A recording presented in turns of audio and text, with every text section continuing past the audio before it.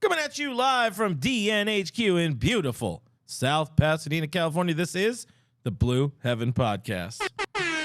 We're fingering the camera violently. What is going on, Dodgers Nation? My name is Clint. You can find me as Real FRG on Twitter and Instagram. That gentleman is not a gentleman, but he is a legend. He is Douglas McCain at DMac_LA on Twitter and Instagram. Doug, it is finally the real offseason. How the hell is you feeling?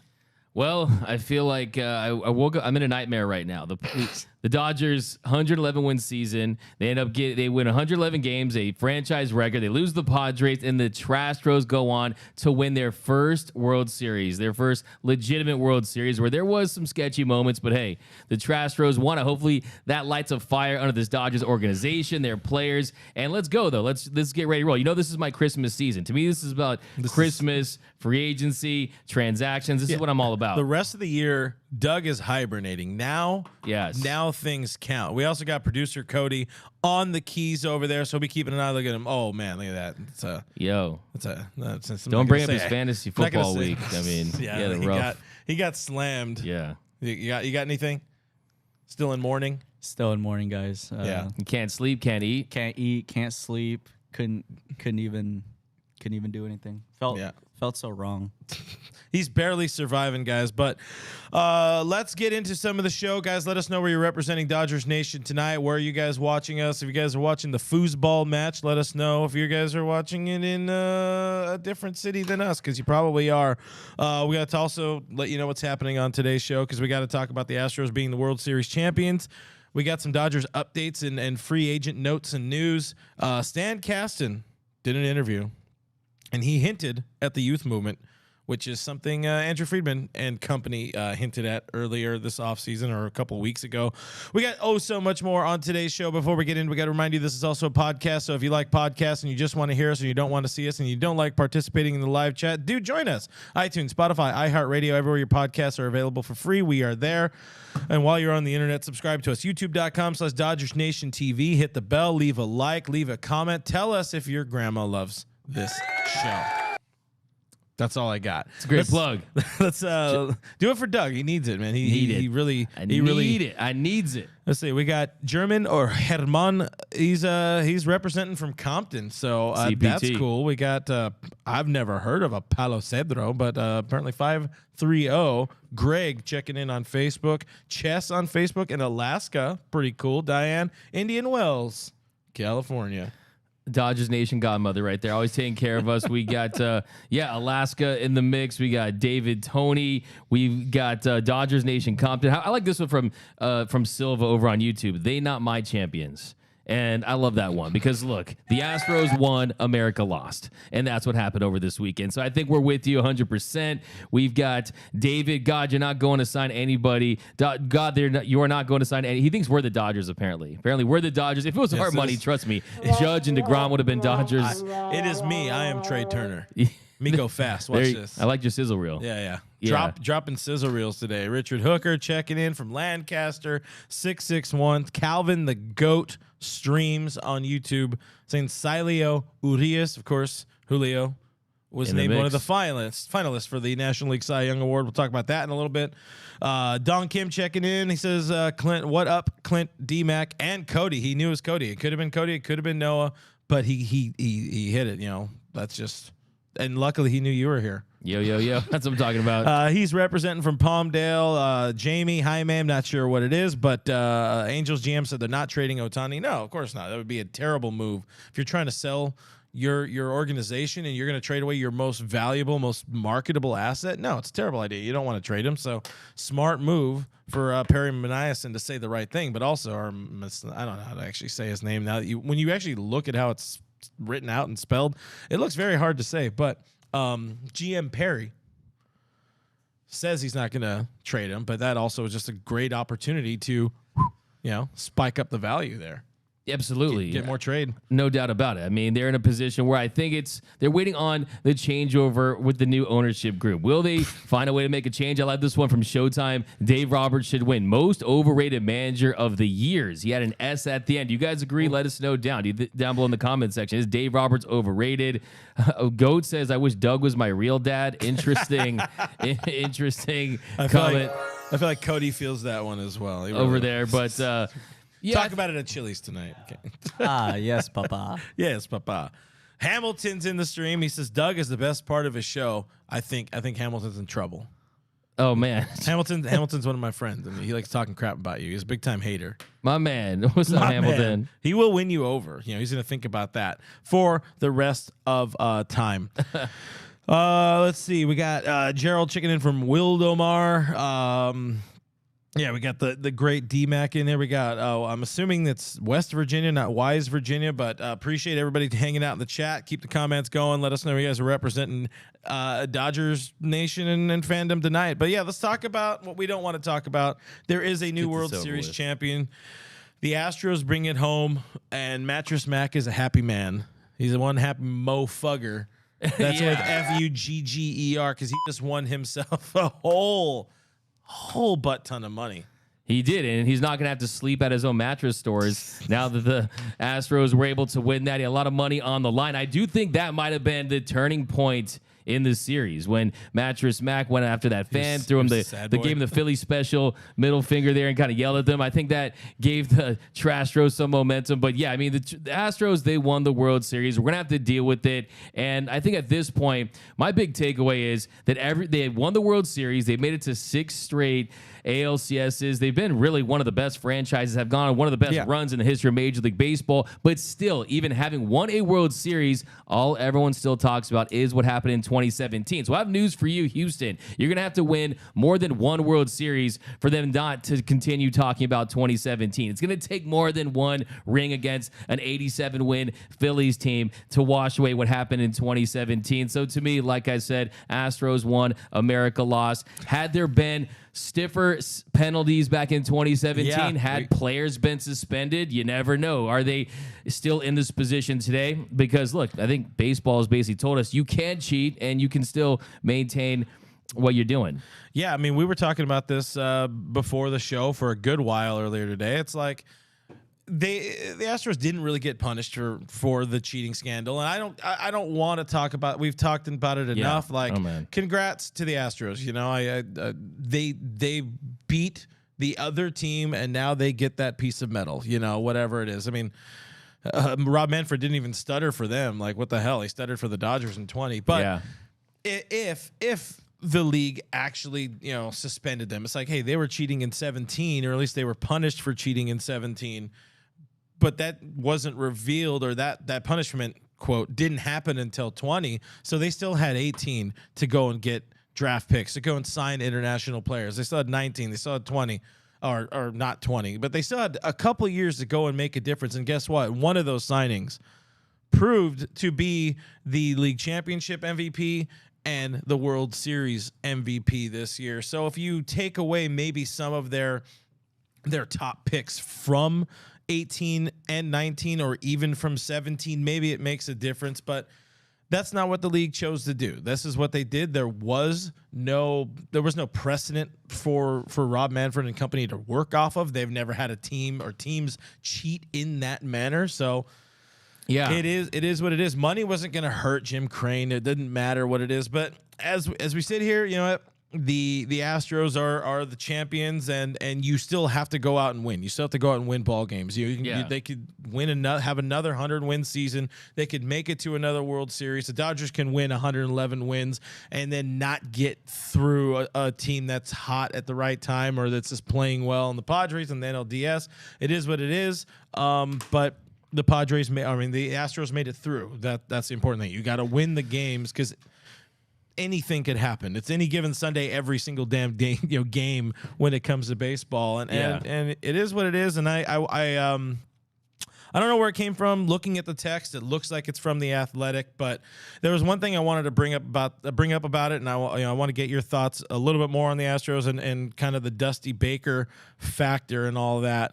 But somebody had tweeted on the Twitter an excerpt from The Athletic where apparently after the 7-0 drubbing by the Phillies, there was kind of a hitters meeting, and Michael Brantley, who was injured, he didn't play in the series.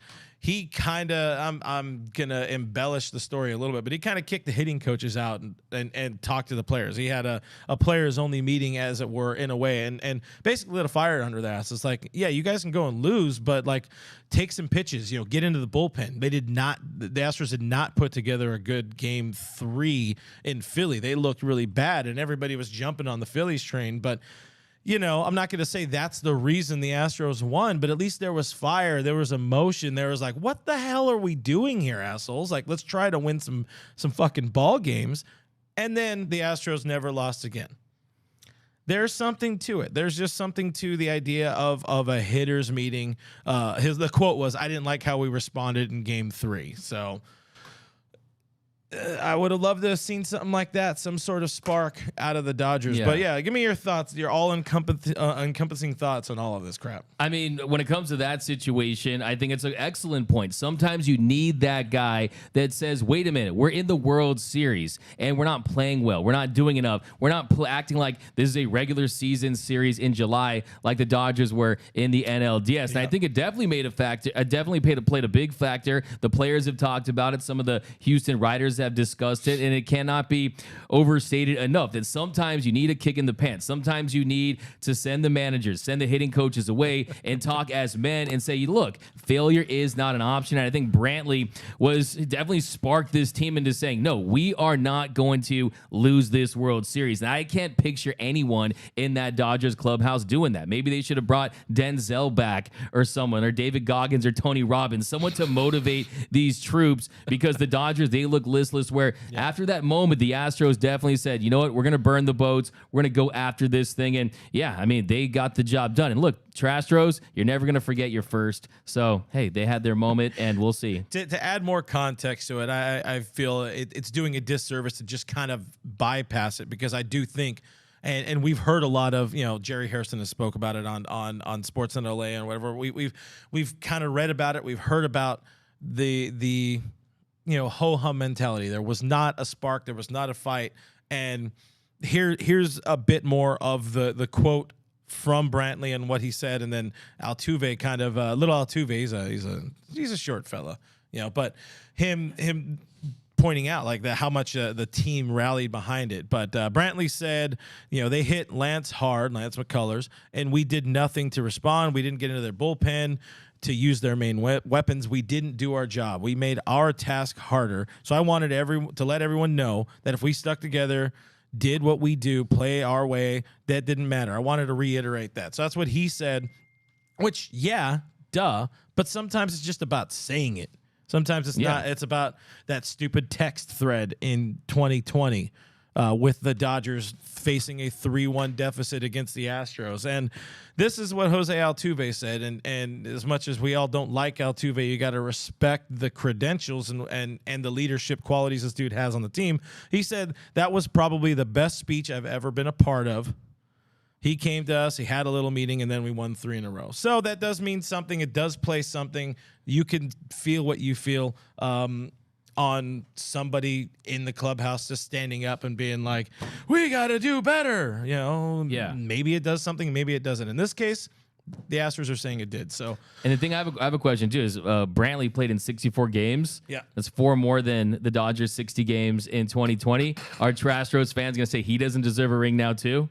That's my question. Was that his contribution? So I think the biggest contributors were Pena. You had and then you had Pena, you had Mattress Mac, and then you had Michael Brantley. But yeah, you definitely need that guy to hold guys accountable. And I think there's something to be said about veteran leadership that lights a fire. Because I always hear this talk about, baseball, you can't have that raw guy. It's not football where you're running out of the tunnel with smoke and saying, let's go. Yeah, because it's a 162 game season. But when it is a 5 or 7 game series, you do need to get that extra ounce of motivation. And I definitely think after game 3, the Astros were a different team, and I think it definitely galvanized them and took them to another level. Yeah, you need a little key bump of emotion somewhere, somehow, some way. Jamie says you hear these group meetings when the team wins. If the Dodgers won the NLDS, I bet we'd hear about some speech. Maybe. Fair. Possible. I think they would probably allude to it. And Mookie spoke before game 5.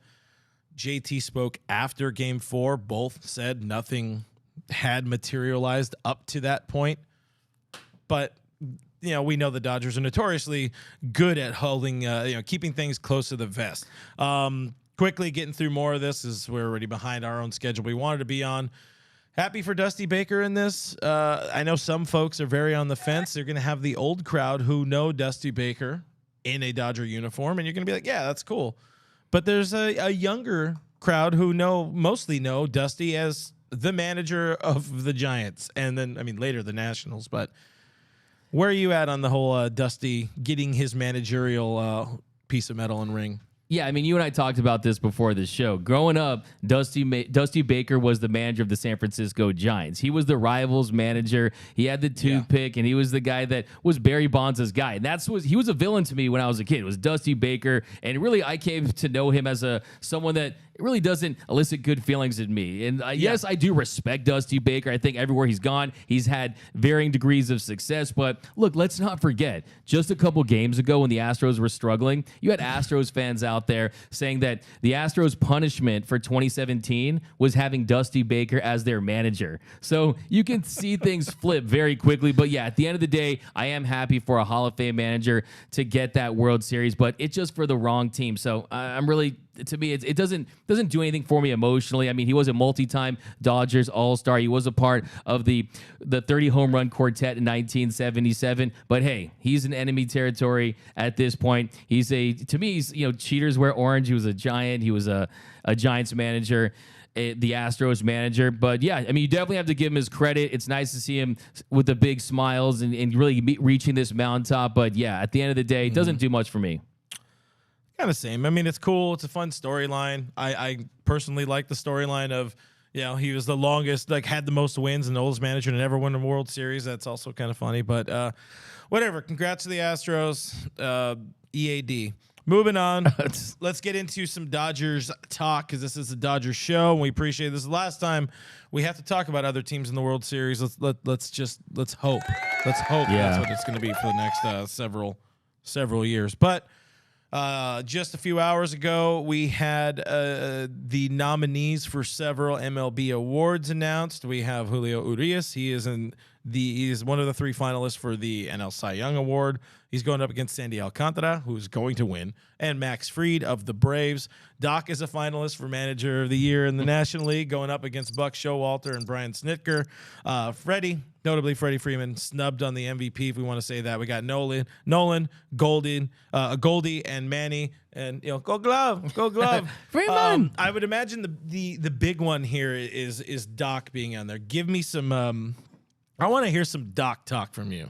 What more can you say? Look, I've been heavily critical of Dave Roberts. I was one of the first to say that maybe you do need a shakeup, but I also said you're not going to fire a manager after he wins 111 games. And let's not forget that this is not a Dodger team that was healthy the entire season. This team dealt with injuries all season long, and it was rinse and repeat. They went out there and just won ball game after ball game, and I definitely think he deserves to be included. I don't subscribe to this whole idea, he got the keys to a Bentley this season. Yes, he definitely had a lot of talent. Yes, the deck is stacked for Dave Roberts, but I still think he did a fine job of navigating this team through a historic regular season where they set a new franchise record. So, and look, it's a regular season award. It doesn't take into account anything that happens in the postseason. And you look at this Dodger team, they were the most dominant team all season long. So I definitely think when you consider the fact that you're not going to win an MVP, you're not going to win the Cy Young, like you said, Sandy Alcantara is taking that home.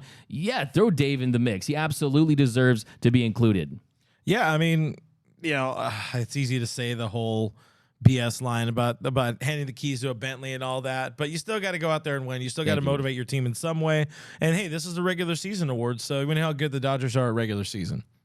Yeah, exactly. Dave's gonna It makes get it. perfect sense. I'm just waiting. You know, I'm waiting to see the the Fire Roberts tweets here. You know, like as we progressed a little bit more. He won too many games. If anything, the reason why he shouldn't be nominated, I guess, is he won too many games because that made the Dodgers have to play so much meaningless baseball, so they lost their momentum. So, Doc, I mean, next season, come on, the magic number is 86. Yeah, I know you've been fighting on that 86.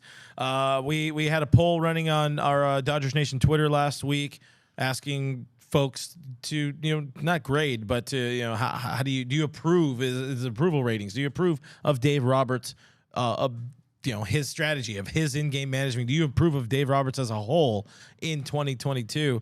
The number's pretty damn split. Even a couple weeks after the fact, 50, I think it was 52.3, 52.4% of those who answered still think Doc did a good job, but you would imagine it's better. I mean, by comparison, Friedman got like a 64% or something like that. Not great, but we made it where it's yes or no. So you got to have a real strong opinion one way or the other.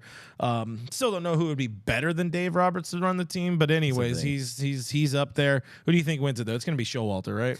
We talked about it. It's the narrative. Yeah. It's Buck Showalter coming back. The New York media. I think most of these voters already made their decision back in July at some point. But yeah, I did think that Doc made some strides. I like the fact that he moved off of Kimbrel when he did. I like the fact that he had a short leash on Cody Bellinger when he did. But we all know that it is a collaborative effort when it comes to making some of these decisions. But look, at the end of the day, Dave, he understands how to navigate the ebbs and flows of a regular season, how to maintain a culture, how to deal with all-stars and MVPs and have them buy in. But yeah, look, I've said it before and I'll say it again. Dave Roberts needs to win his second ring just to win his first for a lot of Dodger fans. And I don't think that they're going to truly accept him as this lifer Dodger manager. But let's not forget, Tommy Lasorda, he won 2 World Series in 20 years. Dave Roberts is in the same, really on a nice trajectory where if he does win another World Series, he'll probably be in Cooperstown one day. And that's just the reality. But we'll see what happens next season. Like I said, I think there's going to be a lot riding on next year. I mean, he wins a lot of games. He wins an absolute a butt ton of games, but it's not necessarily him winning the games. But let's get into the more fun topics, which is free agency, not Dave Roberts, not talking about more things that happened in 2022 because it is now post-2022 season. 10 Thank you, Cody.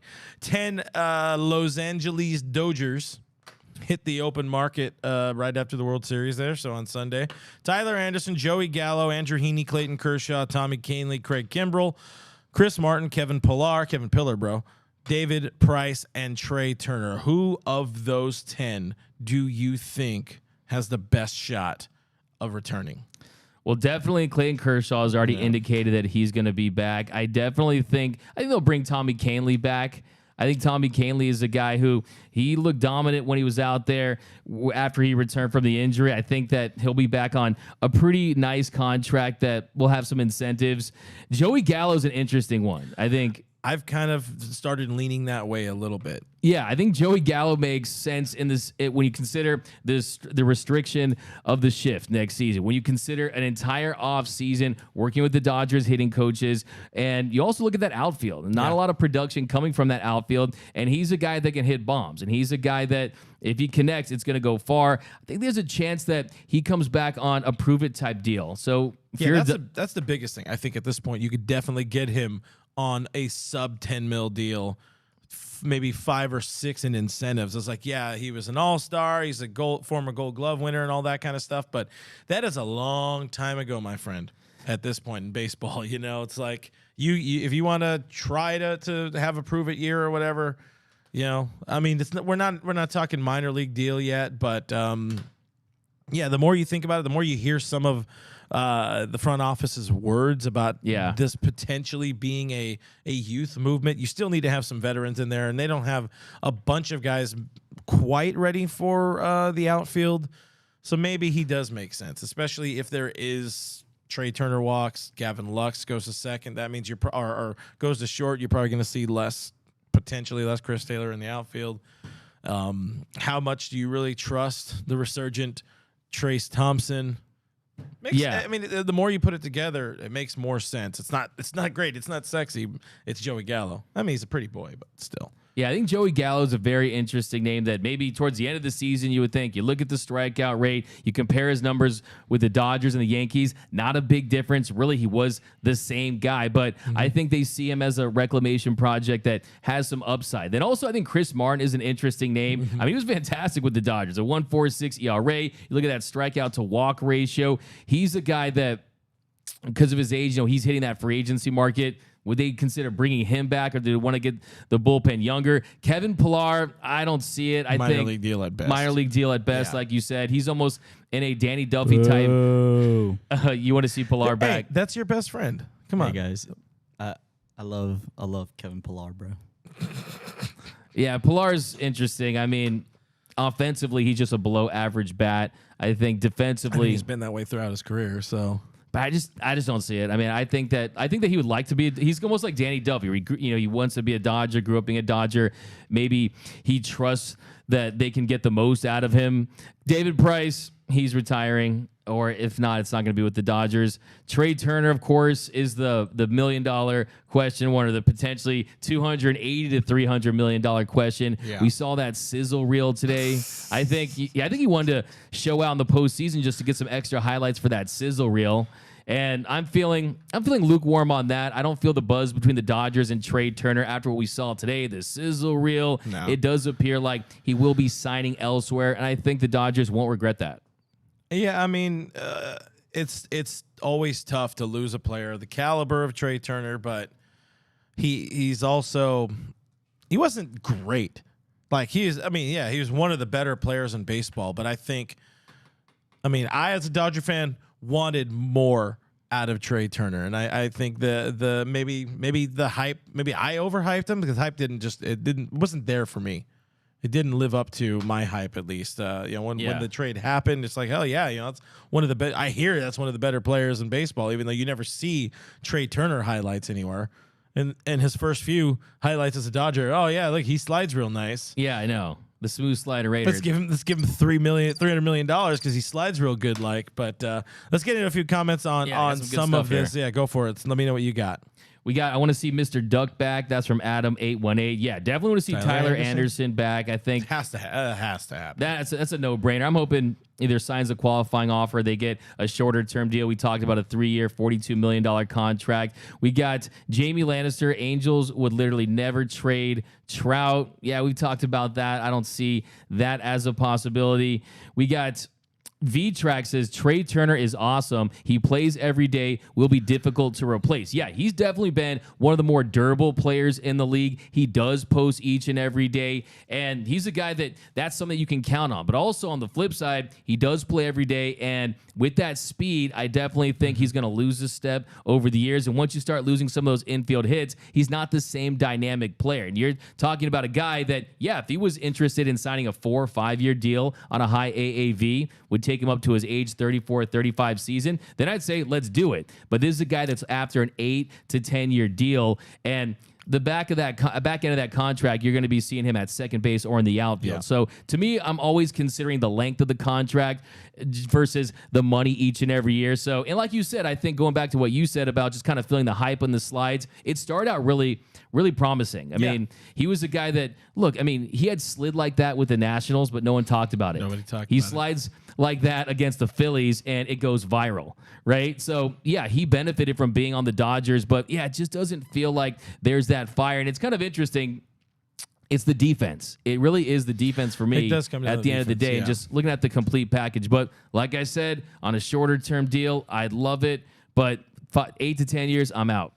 Yeah, that's a great point. It's a great point because it's just he's not going to age very well. The same, or his game profile doesn't appear in our years of watching baseball. That type of player does not age terribly well. And sure, he's had a bit of a power spike. I don't think that's going to be his game in the long run, or if he is a power guy, but he's hitting down around 270 because, as you've said before, he starts losing those infield hits when the wheels go away. then you kind of got yourself an albatross. He doesn't strike me as the type of dude who can play third base exceptionally well. And we saw him try to play second base. It was nice. Did not like it. Never looked comfortable there. So maybe it is time to just move on. I.e. Doyer pops in on YouTube, says, he asked Brandon Drury, a possible third baseman. Didn't work out great when he was traded to the Padres, but before then was having a really good year with, I think it was the Reds, right? Yep. I look at somebody like that as a higher quality Hanser replacement. Yeah, I mean, Drury has pop, and we know the Dodgers lack that in the postseason, but his numbers did suffer a little bit with San Diego. Didn't really work out for them like they had hoped, but yeah, he's a guy it's going to be very interesting to see what he can get because he doesn't have that track record. He basically got hot with the Reds, but I don't think you've seen enough to really give him a longer-term deal or even something in the 3 or 4 year range. I think he'll be on another short-term contract, but he's a very interesting name to consider. But yeah, we got a super chat here from Frank Flores who says, why isn't Freeman in the MVP race? He has higher numbers across the board than the candidates just asking. I think it's a fantastic point. I think Freddie Freeman was the best player on the best team in the regular season, and he's a guy that has won an MVP, and he had a fantastic year. I mean, you don't see the slugging numbers, those crazy home run numbers that you liked in these MVP races, but yeah, Freddie defensively, offensively, he absolutely deserved to be included. But what are your thoughts on that? I mean, I would say you can't. I don't know if it's you can't, but having two from the same team, if you have Nolan Arenado and Paul Goldschmidt, one of them has to cancel the other one out. And Paulie was a front runner for most of the regular season. He kind of tailed off in September, really at post All-Star break, kind of tailed off, and Freddie stayed consistent just about all season, and I think you got to reward that at least with the nomination. I mean, ultimately, he's going to be a top 5 guy. He just didn't hit this particular list, but that's my opinion on it.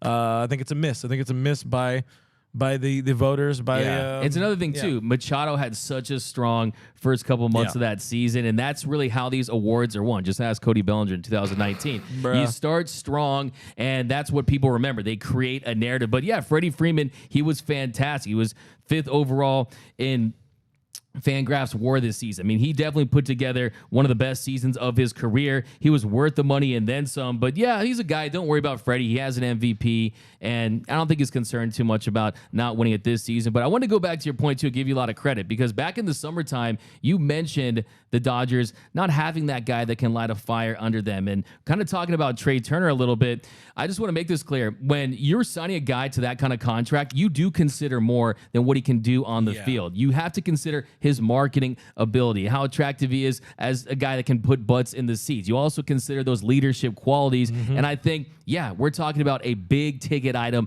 And to me, he doesn't check off those boxes. So yeah, I mean, in the same way Seager didn't check off those boxes, which is why the Dodgers didn't go beyond what they wanted to do. I mean, they did technically stretch beyond what they wanted to give him. They didn't want to go past that 250 that they offered before the 2021 season, but this is one of their guys. We know how they take care of one of their guys, but Seager was kind of in an uncomfortable position because he had to go out and become the highest paid shortstop, because that's what the Players Association wanted. Yeah. That's what his agent Scott Boras wanted. He had to fall on the sword, and oh no, he just got lots and lots and lots of money out of it.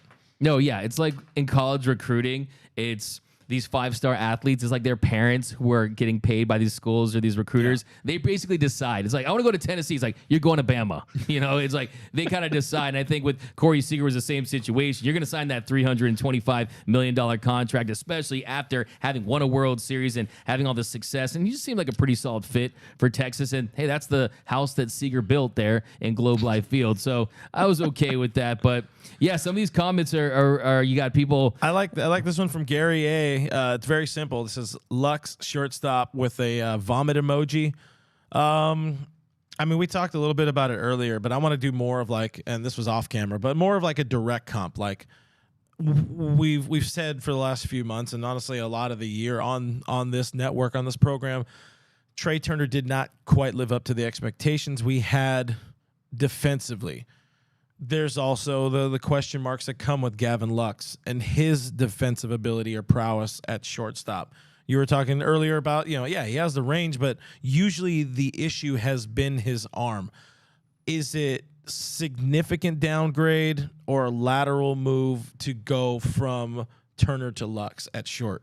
I wouldn't say it's a significant downgrade, especially defensively. If you look at his used yards, outs above average, he definitely stacks up nicely, and you could see him growing into that position. Yeah. Look, if he just learned to set his feet, take a deep breath, and just make that throw, he could be a competent major league shortstop. You also consider the strides he's made offensively. Look, if the question is, if the thought exercise here is, if you put Gavin Lux at shortstop, do you spend that money on some impact starters or another impact outfielder? I'm definitely okay with that, especially when you consider the fact that the shortstop position, in my opinion, isn't a position you want to invest in long-term for guys that are well into their 30s. I'm just kind of not into paying shortstops that kind of money. And like we've talked about, I like the idea of trading for a Willie Adames or someone like that that's only under a couple years of team control that allows them to maintain that flexibility. But yeah, that is a big question, and it's a lot to put on Gavin Lux to say, hey, you're going to replace Trea Turner. You're going to be that guy that is the shortstop of the Los Angeles Dodgers, but that is his natural position. So look, second base, that it could be the angle, could be just some guys make better throws from short than they do at 100%. second base. And we know that the outfield, he has the athleticism, but he needs more reps to be a competent outfielder. So if they're hell-bent on keeping Gavin Lux as a part of their future, and when you consider all the team control he's under, we'll talk about Stan Kasten in a second. They want that inexpensive talent under team control. He's a guy that I would be okay with it, but it would be conditional on some of the other moves they made. If they just throw Gavin Lux at shortstop but don't make any other big signings, I'm going to be a little concerned with that offensive productivity because he has fallen into slumps and he can be streaky at times. Yeah, I mean, every player, Seager was one of the more streaky players that we've seen in recent memory. Cody Bellinger's fallen off a cliff over the last couple of years. I mean, that comes with the territory, but maybe, being at his position, he does play up. There was that stretch last year when Seager was out with 21 when Seager was out with the broken finger, and Lux pretty much became the de facto. He became the starting shortstop, and he was really good, if I remember correctly. Like, the bat was playing up for the career norms he had up to that point. I mean, I think 2022 was a very good platform year for Gavin Lux. Somebody we've given a lot of crap on this show over the years of him being a big leaguer because we want the best out of this kid. This is a dude who had a lot of fanfare, following his name when he made his debut and didn't quite, I think it was Henry Friedman who said it, he kind of stumbled. Not everybody just, steps into the limelight and kills it. He kind of stumbled, but, he got back up and had himself a great, first half of the year up until he got hurt. And that's another concern too, because he got back-to-back seasons with a neck issue or whatever. But if the Dodgers' goal is to save money, which that's something we're going to dive into very shortly, if the goal is to save money, that is where you go. You move Lux there, and I think that's really going to be the key to the offseason is what they do at shortstop, but I want to dive in more on that later. I do also want to talk, or at least plug ourselves. Last week, we recorded a Cody was happy with it. Very long, in-depth-ish look at the top 30 free agents as listed by, who was it? John Heyman. So take that as you will. But there's some good stuff in there. That's up on our YouTube. Baby. That's up on our podcast channel as well. It's an entirely new episode, and we get into the nitty-gritty on about 20 of the 35 players, or 30 players, because it's Doug and I, and we just like talking a lot about baseball. Take that deep dive. Got that dog in him? Yeah, got for something, sure. Cody? See me got something. Okay. No, thanks for stopping by. He did a move. But yeah, check that out right here. I got to push that button. YouTube.com/DodgerNationTV. You got a comment? And Marco DeMarco says Lakers WTF. I think he's referencing my polo. I also have a Lakers YouTube channel, the Lakers 24/8 YouTube channel. Check it out. Dropping videos Plug that. Day, every day. Yes, sir. So Lakers fans, we know it's a dark time. I guess we're at LAFC town at this point, right? Hey, LAFC, baby. City of Champions. Gonna be here. But yeah, I think just one more point on Gavin Lux, and confidence is key for Lux. And I think that if they had the confidence to give him that shortstop position, maybe says, hey, that would go a long way just from a mindset standpoint, because we know the talent is there. It always has been. It's just a matter of being consistent and not falling into those deep slumps. But yeah, I mean, it's an interesting possibility. I remember when I was at spring training, that was the talk, that contingency plan was Gavin Lux being the shortstop of the future. And there are worse options out there. So it's not like they're relying on, it's not like they don't have anyone and they're just relying on a Jacob Amaya who could get it done defensively but can't hit big league pitching. I mean, the Dodgers have it better than most teams out there at that premium spot. The depth is there. There's no depth not very much depth, I should say, at third base. So that's where there's more concern. But it seems like they want to give Miggy Vargas kind of a try at third. I don't see it, purely based on the reports that we've heard from minor leagues, like from people who follow. He's a bat. He's a bat. He's not a glove. But if you got a good enough arm and can stop a ball, third base plays for you. But the lack of time at third base that this kid saw, in September, that's a little concerning for me. Into a little bit more roster stuff. We got to talk about the 4 team option players again. All 4 of these players are team options, so the club has the choice. They have the decision on whether or not to bring these guys. The biggest name, Justin Turner, $16 million option, $2 million buyout. Gun to your head right now, are you saying they bring him back or they bring him back on the option? So we'll say there's 3 options. Bring him back on the option, let him go and re-sign him to like a 2-year sort of deal, legacy-ish deal, or just let him walk entirely. Last week, I would have said option number 1, but after hearing what Kasten told the LA Times, I'm going to say... And listening to, like you were talking about, the tone of Justin Turner with Rogan and Rodney. It definitely seems like there hasn't been any communication whatsoever. I don't think the Dodgers would get out in front of that. I mean, I think they're going to be businesslike and treat him like any other player in that situation. But I do think if he is back for the Dodgers, it is going to be on a lesser deal, and he would have to agree to a different role. It's not saying, hey, you're going to come back and you're going to get a lion's share of the DH spots. You're going to come back and be the starting third baseman of the Dodgers. I mean, what you told me earlier, I found very interesting, where he wants to play deep into his 40s. And is there a team out there that's going to sign into a multi-year contract? I think that is a big question that I think the answer would be no. But I do feel like after hearing what Kasten said, it's not that Justin Turner is washed or anything like that. He could still help a lot of teams out there. I mean, if you look, he had the 7th highest batting average after the All-Star break last season. Thanks, Joe Musgrove. But I also think, too, you mentioned Miguel Vargas. You mentioned some of this young talent. He's blocking some of these positions and some of these opportunities. And if you really want to develop this talent, hey, the Houston Astros, congrats on your first World Series, but let's give them credit. They did allow some of this young talent to come up, and they didn't make them utility players. They said, you're going to get this position. Point. You're going to play left field and shortstop. We are going to give you this role. We're going to let you learn on the job. We're going to throw you into the fire. I think the Dodgers could do that too. No, that's a really good it's a really good comp, a really good point there. And that's kind of sort of what Kasten alluded to. We'll get into that in a second. Let's get through these option players, and then there's a lot of good meat on the bone. What's your take on Turner, though? What is your feel? What does your gut tell you? I think he's back because they can't. There's just too much there. There's too much history. I don't see the option getting picked up. I think they work out some sort of extension like they did this season with Barnes, with Trinan, with Dan Hudson. I think there's something there, probably closer to like a 2 and 20 sort of thing. Not a year, $10 million a year. And it's not so much that they think he's worth less. It's that, and I think one of the athletic writers, I think Fabian Ardaya said, or no, it was Juan Toribio over MLB.com, friend of the show. He said that this is going to probably be the offseason that they trim some payroll because there is some concerns there, and that's a way you got to do it, and that's the way how you sell it to Turner. It's like, look, we want to keep getting good, or we need to keep getting better. Yeah, we're gonna save on the fringes here, but we need to bring back Clayton. We need to bring back Tyler Anderson on a deal. We need to try to go get a different ace. Like, meet us in the middle somewhere here.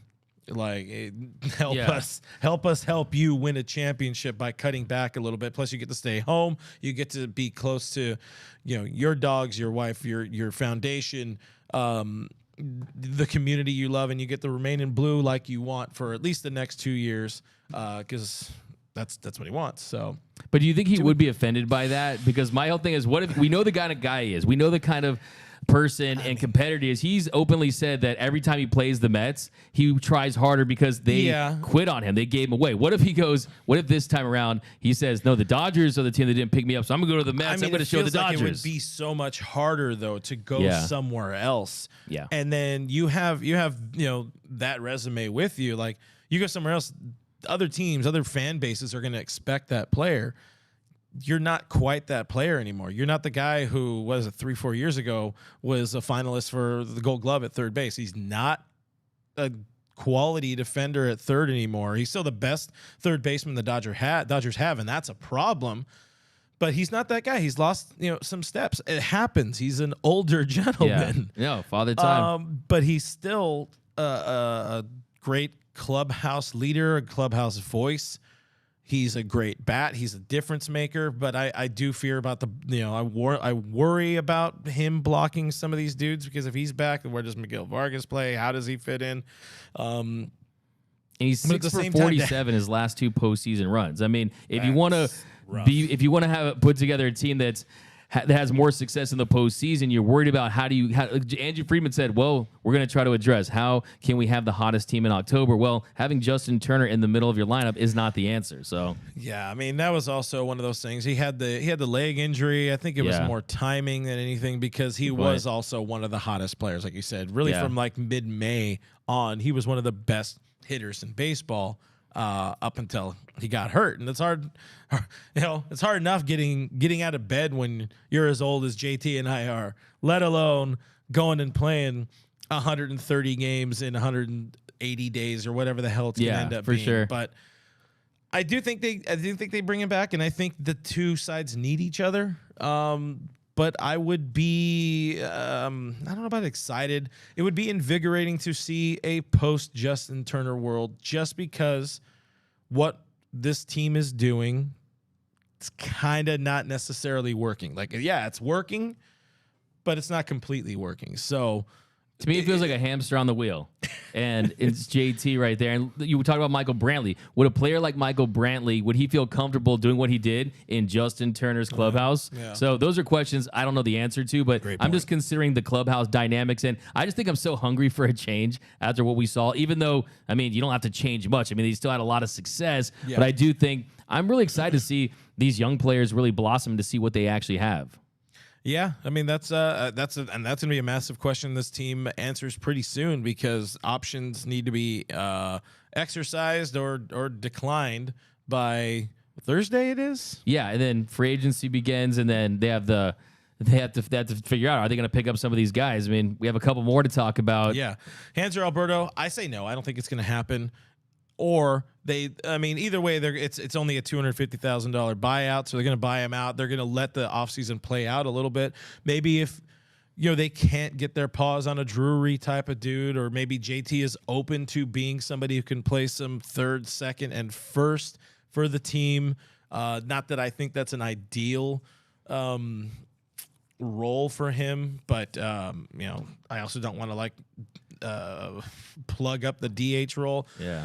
You have some time. Teams aren't going to be clamoring to go get Hanser Alberto sometime in November. He's going to be a February signing somewhere or whatever, but they have their option to pick him up. What do you think? For sure. Yeah. I mean, just kind of going back to Trea Turner's sizzle reel. I mean, when your sizzle reel, if you're Hanser Alberto, is you dancing and pitching and not mashing against left-handed pitching like we all hoped he would do, that kind of tells you where he's at in his career. At a 680 OPS versus Southpaws, definitely highest paid cheerleader, highest paid mascot in all of sports, but I don't see him back with the Dodgers next season. Hey, he's got a spot on my softball team. I'll tell you right now, Hanser, I need a pitcher. Joey. Yep. Danny Duffy. Danny Duffy is a person who is still alive.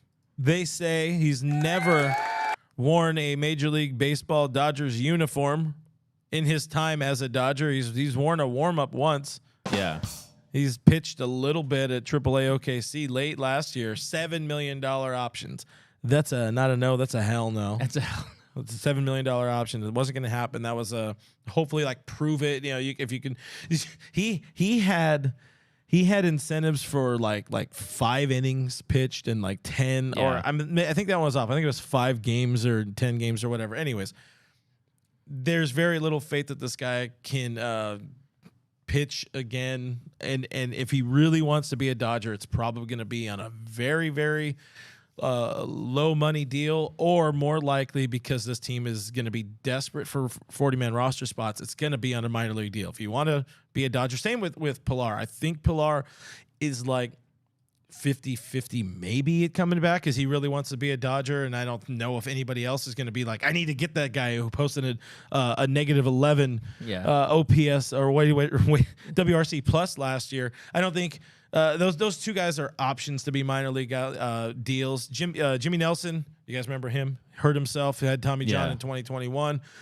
They signed him to a 1 year plus the option pretty much for 2023. Yep. So I think he'll be back. That is cheap enough. That's a cheap enough flyer for somebody who was a really good bullpen option in 2021. So you agree, disagree with both those two? Yeah, I mean, you said it best. When it comes to Danny Duffy, $7 million, no way, no chance. And I think if they do bring him back, it'll be on a minor league contract because you don't want to take up that roster spot. But yeah, I mean, Danny Duffy, can we at least just let him throw out the first pitch on opening day so we know that he's real? He's the Loch Ness monster of baseball. He's pretty much what a combined no-hitter is, not real. Okay, so yeah, Danny Duffy, it'd be nice to see him in that minor league system, continue to give him opportunities. You mentioned Kevin Pilar. If you give these guys minor league deals and you keep them down there for depth purposes, fine, I understand, but it's the roster spot is more valuable than the money. And then Jimmy Nelson, by the way, I was a little disappointed you didn't call him Stimmy Nelson.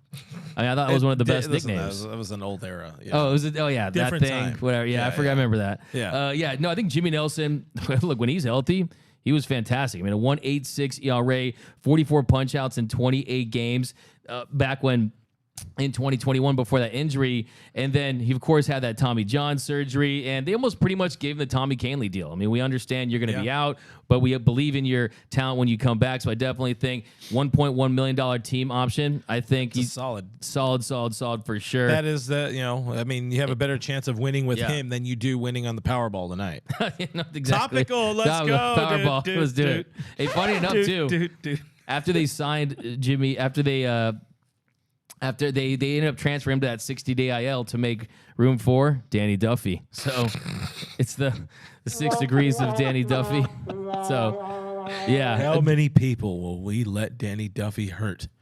Danny Duffy. For just 10 cents a day, you can keep this menace off of your 40-man roster. He's like the Lakers. He's like the Vivian on Twitter of baseball players. Roach says, bring back Cole Hamels. There you go. Another one. Jose says, Duffy, the Dodger that never was.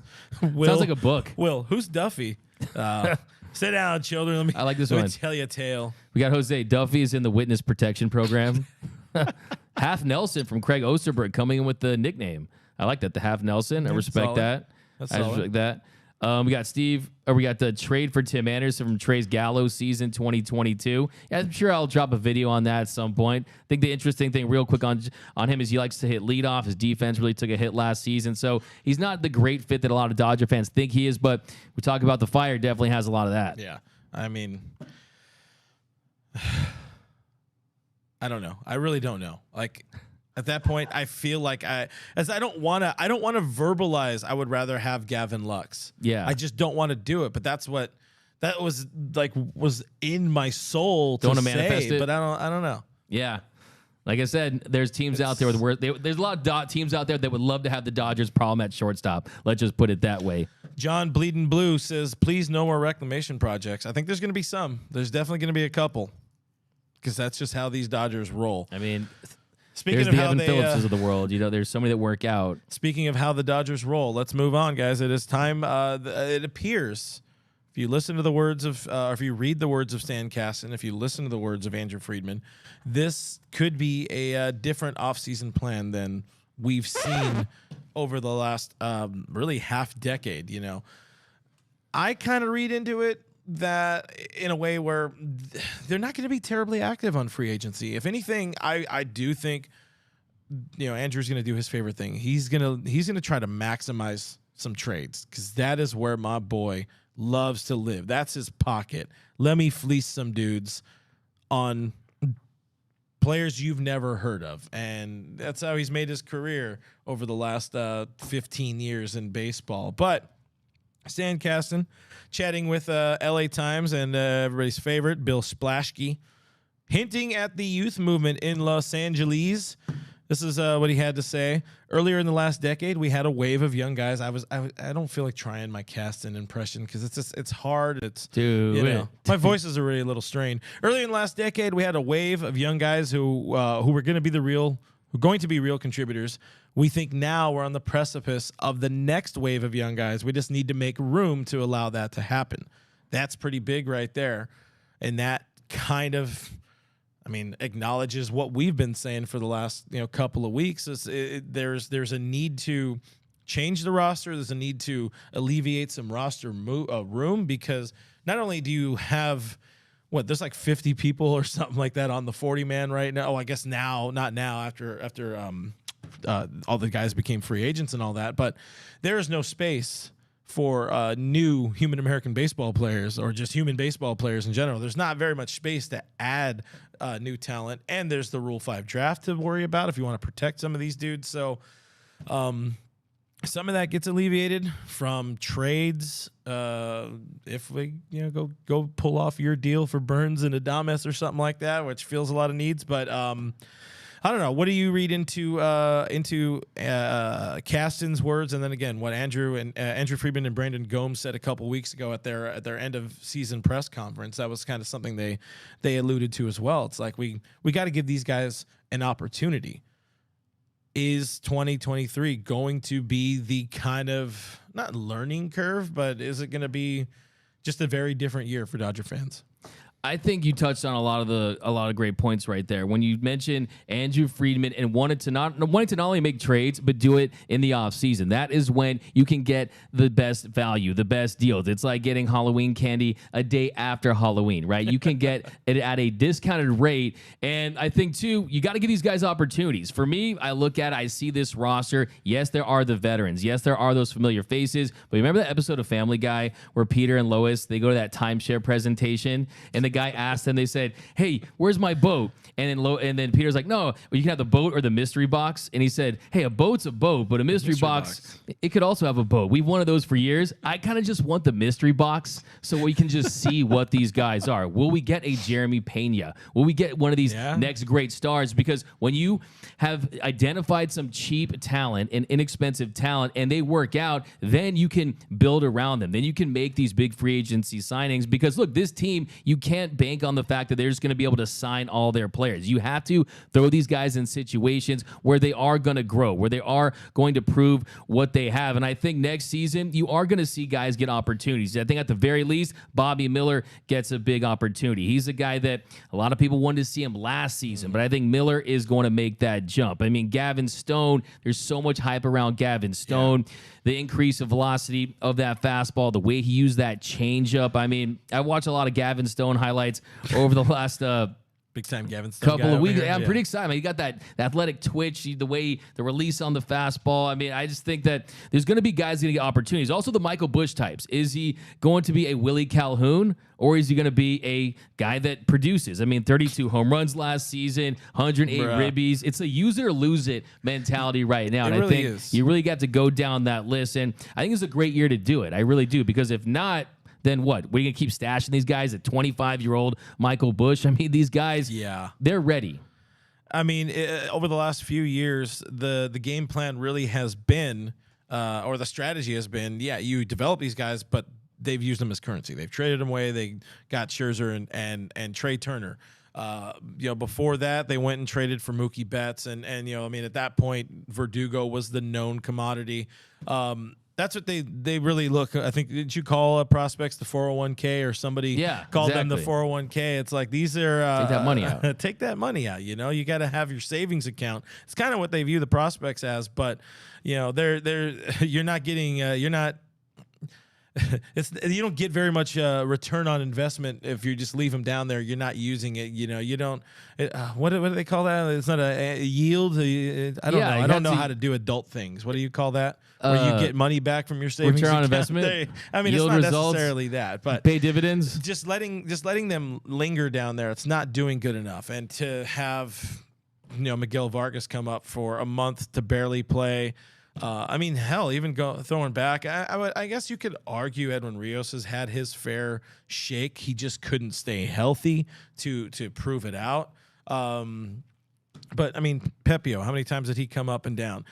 Andre Jackson barely getting much of an opportunity to prove anything. For some reason, the kind of the big guy they decided to rely on was Michael Grove. Michael Grove towards the end of the season, just because they ran out of options on Pepio. But at some point, these guys either got to go stay on the roster or go play elsewhere. So maybe this is another offseason of a little bit of both. I think you hit it right there. I think that if there are opportunities to cash in on some of these guys, to make some trades for some players that aren't under contract for 4 or 5 seasons, that still fits the mold of what they're trying to do. But also, you have to have your eye on some of these guys you can think could be a Corey Seager type or a Gavin Lux type or a Cody Bellinger type. There's all this hype around this Dodgers farm system. Keith Law consistently has them ranked at the top. Well, we need to see these impact players, because I think last year it was disappointing. I think Ryan Pepia wasn't as good as we had hoped. And I think we've been hearing about Michael Busch for quite some time, and Bobby Miller. Never seen him at any point this year. You don't see anything about him. Hanging out Danny Duffy. I mean, come on. I mean, I definitely think this is the year where it's put up or shut up time for a lot of these guys. I think Miguel Vargas is the interesting one because, defensively doesn't have a great fit. He's not a great fit, doesn't have a great role, but they do believe in his bat to ball. They do believe in that hit tool. And then, of course, you have James Outman, who wasn't a high pick, and he just started to emerge. You look at his numbers down at the minor league level. I used to call him James, you can't get me out, man, but really it's James Strikeout Man. Strikeout Man. And is that going to translate at the big league level? I think I see him more maybe as a future left fielder than a center fielder. So I definitely am excited about this youth movement. Like I said, it's the boat versus the mystery box. I like the mystery box because if you cash in, it can help you for years down the line. And I think at some point the Dodgers owe it to themselves to, you're doing the developing, right? Yep.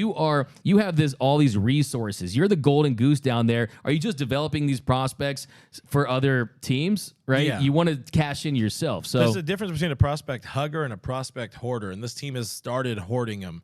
that's a great point. Because they didn't make a big trade last year. They didn't go for it. They didn't go get Juan Soto. You don't know what kind of difference that would have made, but they didn't go for the big name. They made a solid move in getting Chris Martin, but it wasn't a championship caliber move. Not to say that a 111 win team needed a championship caliber addition, but this is it. We're just gonna keep reiterating. This is the offseason. This is the kind of transition year where it is a good time to look at the future. And I mean, it is tough in that if these guys don't work out, we know Friedman does not like operating during the season. He does not like doing transactions, making transactions during the season, because teams tend to get burned. Luckily, you lose the most on trading for relievers. Yeah. Shout out World Series champion Yordan Alvarez. You lose the most there, but this bullpen is still set to be pretty good. Yeah. Even if they do or do not, add a closer type. But if not, you got some quality options. Let's say Alex Vessier becomes a closer. Or you could bring up this kid Ronan Kopp, who's got some pretty nasty stuff. On the stick side, again, Vargas, you got Busch, you got Outman, you got some options. Andy Pajes is another dude who's got a big time bat, but none of these, on at least position player wise, there's no like elite defenders who can also hit, or even high quality defenders, and that is a concern. But going back to your lottery comment earlier, it's like, imagine you have all these lottery tickets and you don't even check the winning numbers, right? That's kind of how it is for the Dodgers down there. At some point, you have to see, are these winners, are these scratch offs going to be ones that we can cash in? Kopp's an interesting guy for sure. He's a tall dude. I mean, there is definitely lots of 6'7" or like something. 6'7", big man.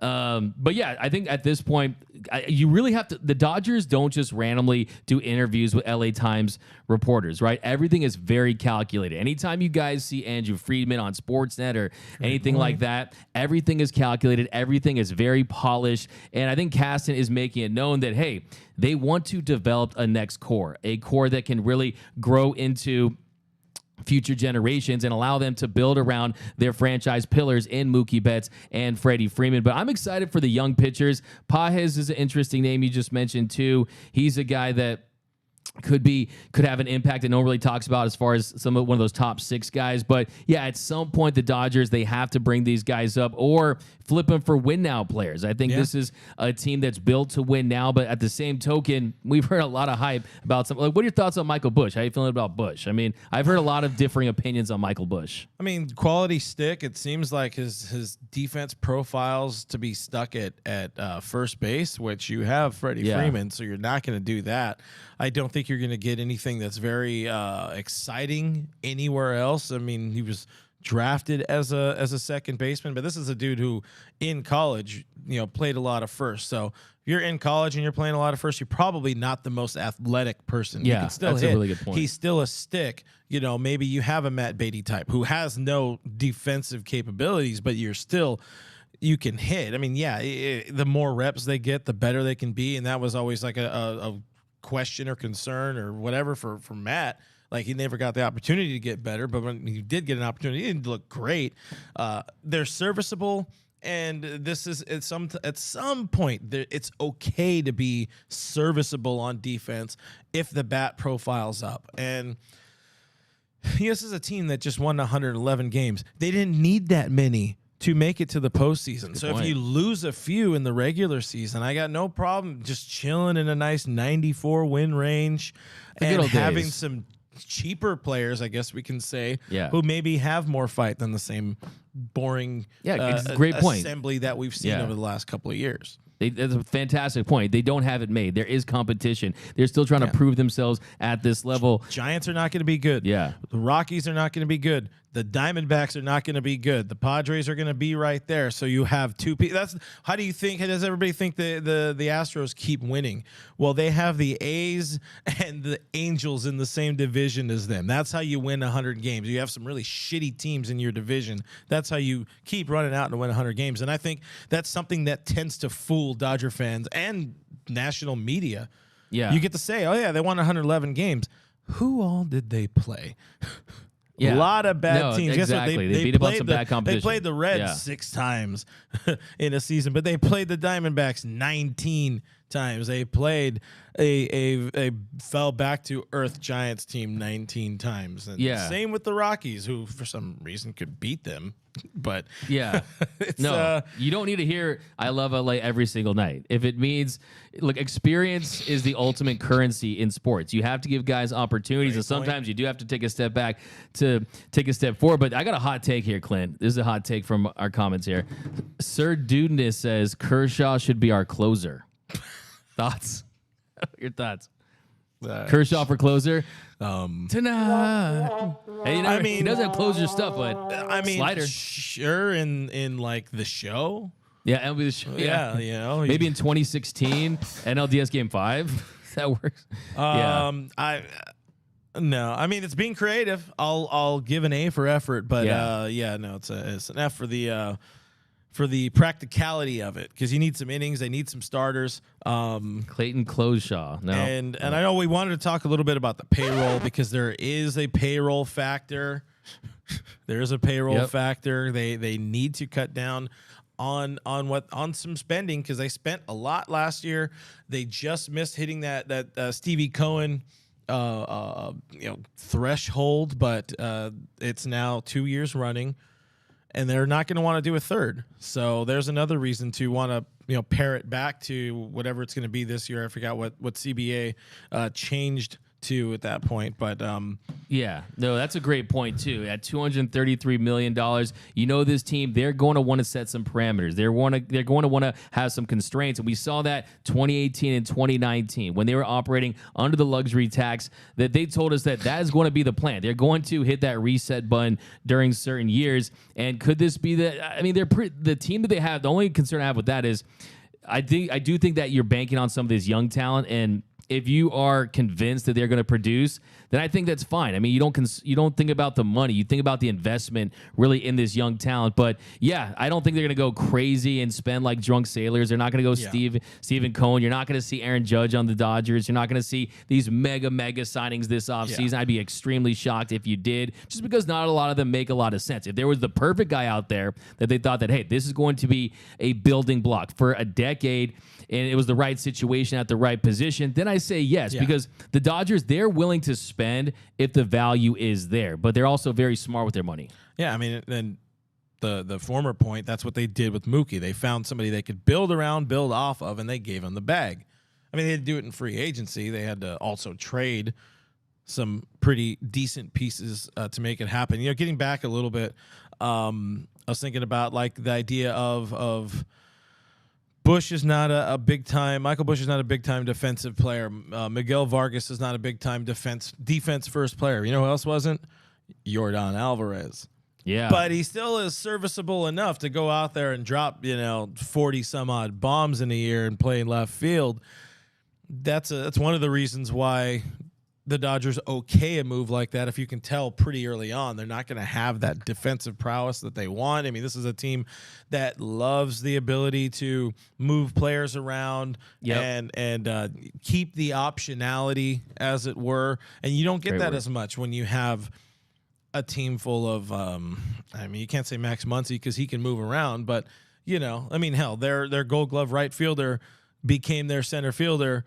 And he also could be a Gold Glove winner for first base. Of course, I'm talking about Cody Bellinger. He can't hit anymore. But they love that. They love defense, and I think Dodger fans would hate to see just terrible defense on the field. But if you're winning, you're slugging, But you want that dub. You got to get that slug. Yeah, as somebody, exactly. Genius said. I mean, Clint, that's a great point. Sometimes you have to make some exceptions. I mean, last offseason, not everybody's going to be the perfect player, I was really high on Kyle Schwarber, and his defense, terrible. But in a big game, in a big moment, if you can rake on a big stage, that changes the conversation, and you will look past some defensive issues that you might have if you have that ability. And you bring up the Yordan Alvarez situation. Yeah, I mean, he hit a Titanic home run that really changed the game. But we got one from Diane Schroeder over here who says she gives $20, which I appreciate. Super that. chat. That's going towards my college fund. Thank you. There you go. It's going towards taking care of Cody. There you go. Going towards Cody. So we can get him a third microphone because he's got one. I got a third mic. Yeah, this is not enough. Yeah, that's what I'm talking about. We got Clinton D-Mac. Maybe it's for next season, but we need to do a Dodgers Nation meetup. Tell me where and I can plan it. It's been a while. Go. It has been a while since Sheesh. we've done one of those. Get ready. Officially, we haven't done a meetup or a watch party since 2019. The last one we did was great. We had a bunch of friends there. We gave away a bunch of stuff. Everybody had a good time, and it was the only game the Dodgers won, or it was a game the Dodgers won in the 19 NLDS. So you guys want to see Doug drink Coke Zeros? Is that what you guys Bro, want to do? I'm gonna get so turned, so lit. Get the Ubers ready. Take my keys now. Pictures of CZ, as we call it. But Diane, we appreciate the super chat. That always goes towards the Coke Zero Fund now. I don't get some people's comments. Like, what? I like this one from Marco. From Marco, who says that Koufax can pitch better than Kimbrel. Can still pitch better than Crumble. That's from Marco DeMarco. Yeah, I think you're probably right there. But Deanne Party Buzz from Gary A. Yeah, fire up that Deanne Party Buzz. There you go. I'm down. Let's make it happen. Be a good time. Doomed_South meetup at this year's spring training. That might be a good time to do it. Yeah. Yeah. Get that DN Party house. Let's go. Don't tell Gary. Joshua Luna says Matt Beatty for center field. Let's go. I'm all about that life. Hey man, you just need to shake it up somehow, some way. Just shake it up. Yeah. Just what Switch it up, baby. Switch it up. Yeah. The final note I wanted to have on this whole discourse or conversation or whatever. I already said it earlier, but I just want to double down on it. The key to what this offseason really is going to look like, we're going to learn pretty early.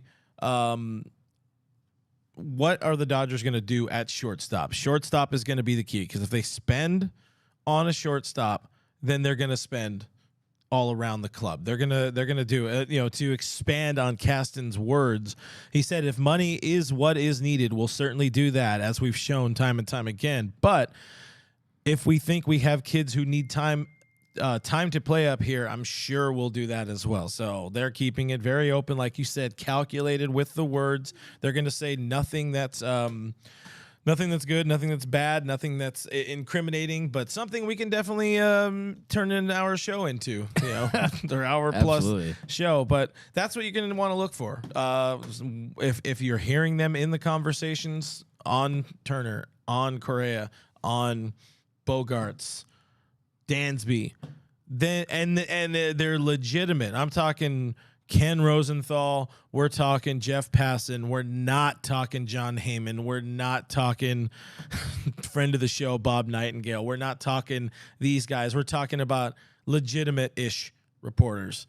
Then the Dodgers are actually in something. We're going to find that out. Winter meetings come up early December. We might go down there to San Diego. We might not. We haven't really decided yet. But yeah, I just want to say too, that's a great point right there. And also, Dodger fans, the Dodgers aren't going to be that team that's aggressively pursuing everyone, but they're always just waiting in the wings. Mm-hmm. They're like, it's like the meme. The Dodgers are that guy they told you not to worry about. That's who the Dodgers are. They're not going to go and be desperate and say, oh, here's $350 million, just sign it. They're going to be a backup plan. If Dansby Swanson doesn't get the contract that he wants, Carlos Correa, Aaron Judge, they're going to be like, hey, we're the Dodgers. We have that kind of money. So I think that's kind of what we saw last season when Freddie Freeman fell into their lap. But yeah, I think that's such a great point that it kind of made me think too. It's really the biggest domino is that shortstop position. Because they're going to be in the market for pitching. You're probably going to see Kersh and Tyler Anderson back, but those are kind of lateral moves. Look, we're talking about, even Turner's technically a lateral, but it's also kind of a game-changing move because you are playing for the next 6, 7, 8, 9, 10 years. Yeah. If you're going after a guy like that. I don't think they do that, but get back into like the Correa at a shorter deal, higher money. But then if they're trying to stay under the payroll, again, it's going to be a very weird offseason. So stay tuned here at Dodgers Nation, because we're going to break down and overanalyze every little possible thing that happens and try to bring some reality to it as best we can, which isn't always the best. But until then, guys, I appreciate you hanging out with us. Find us on the internet at DodgersNation.com. Do subscribe to Blue Heaven on iTunes, Spotify. Quick super chat. I saw that one. Go for it. Would you? This is from sorry if I'm messing up. KTaz 1207. She said, or he or she said, would you have Rodon and Swanson or Burns and Adames? Ooh, I think that's easy for me because, with Rodon and Swanson, you're talking about 4 or 5 year contracts. Rodon's a guy that's dealt with injuries. He's a power lefty. He'd rather have a power righty. Adames and Burns, they're under contract for 2 more seasons. So give me the Burns and Adames package. Even though all great options. I love all the options. If you want to spend big, and the Brewers aren't willing to take offers for those 2 players, then, of course, option number 1. But Dansby Swanson, you look into his numbers. He hasn't been consistent throughout his career. Who is the real? You want, Gavin Lux. Give me Gavin Lux instead. Yeah, Burns, baby Burns. I love how you don't want Swanson at all. I just love that. Yeah. No, I'm more of a hungry man dinner than a Swanson dinner. I'm just saying. There you go. Again, find us on the internet at DodgersNation.com. Appreciate the super chat. Appreciate you guys wanting to hang out with us. We're going to be here all off season long on YouTube, and we're the only people here on the internet who have your comments right on the screen. We want to read your stuff. We want to talk to you guys. And we want to block the porn bots. That's what we're here for. So hang out all off season long. We'll be live every Monday unless we change it. Subscribe to us there on the YouTube, youtube.com/DodgersNationTV. Hit that bell, leave a like. I am Real FRG on Twitter and Instagram. That guy is DMac_LA on Twitter and Instagram. That guy is Cody. You could follow him into the office. There's some Kevin Pillar, bro, for you guys. You know Trace Gallo season. I'm now Pilar and Duffy season. Oh my Pilar Duffy season 2023. Let's go. Profile pic. Thank you for your comments. Thank you for your questions. Thank you for your super chats. Thank you for hanging out with us as always. And here we will see you live again next Monday. Peace.